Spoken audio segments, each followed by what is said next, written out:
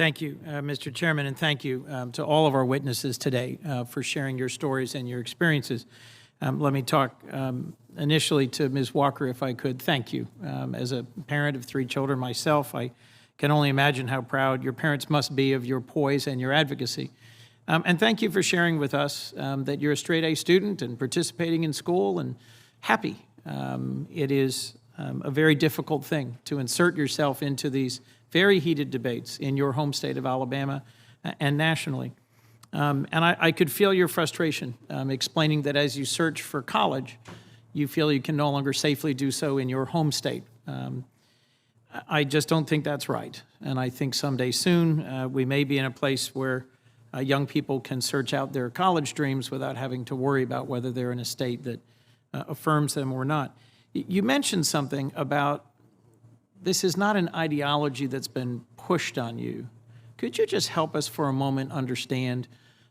You described consulting closely with your parents, then with your physician, to make a decision about your future that reflects who you are and how you were created. Can you just help us understand that a little bit further, Ms. Walker?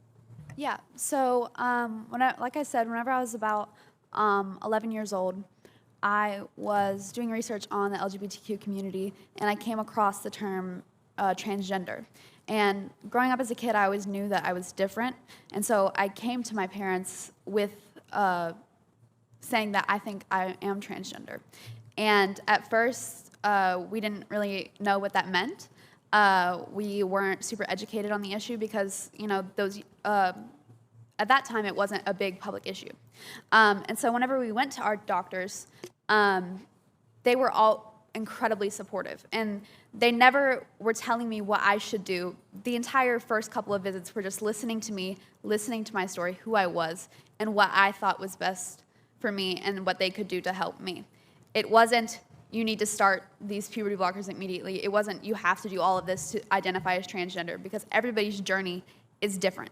And they just wanted to do what was best for me, and they listened to me to make sure that that was what I wanted to do.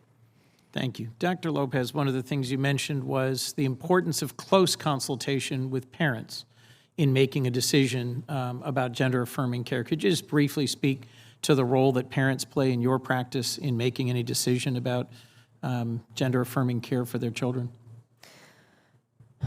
The decision to start gender-affirming care is a highly complex decision. It's not easy for any parent from any background. Most parents are not well informed when this happens to them. And it takes a lot of time and effort to meet with different types of professionals, mental health providers and physicians, to go discuss risks and benefits and potential alternatives, which is what should be done for any type of medical treatment. And what sort of impact do you see on the mental and physical health of your patients in a state where there is a ban imposed on that sort of care, or on books or on discussions in schools? Does that have any impact whatsoever? I am very, very worried. That is the reason that I am here. I'm here because I am very worried for the mental health of my patients. The ones that I see in my clinic, which are supported by their parents and receiving gender-affirming care, are thriving. And if that is taken away from them, I am sure their mental health will worsen, not only because the treatment that helps them is taken away, but also because there's a feeling of stigma and discrimination that has been created around it. And as I say, they're debating whether to leave or hide. And it's really devastating. Mr. Sharp, if I might, in your written testimony, you criticized schools for trying to replace parents as the ultimate determinants of what's best for their children when it comes to things like teaching about LGBTQ rights and issues. But if I understand you correctly from your spoken testimony, you also think parents should be barred from making medical care decisions about their own children in the case of gender-affirming care as described by Dr. Lopez. Which one is it? Are parents in charge of what's in the best interest of their children or not? Thank you, Senator. We do support the right of parents, but our laws have long recognized that there are limits to those and that parents can't consent to things that can be damaging and harmful. And that's why when the European countries, they're looking at the science. This is about following the science, and they do so. They find that there's not evidence of medical transition producing good outcomes versus the mental health counseling. And that's what we want to prioritize, is so that parents can choose among the psychotherapy, counseling, and other options to truly help children dealing with gender dysphoria. Thank you. Dr. Lopez, if I might, just in conclusion, your testimony was that the American Medical Association and the American Academy of Pediatrics both support gender-affirming care as an option for children and their parents to choose in consultation with physicians. Is that correct? That is correct. And how do you reconcile what Mr. Sharp just said about the EU with our national medical associations that are relevant to this care?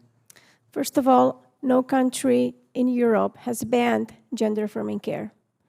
They have taken steps to make sure that there is a cautious approach when deciding eligibility for gender-affirming care. And actually, the steps they have taken are very similar to what is the standard of care practices recommended by the Endocrine Society and the WPATH, which does recommend a very careful, comprehensive, lengthy assessment before deciding that this is the best care for the patients. And there is no single research study that shows that psychological therapy, as mentioned by Dr. Sharp, is enough to resolve gender dysphoria and mental health issues that transgender people can have.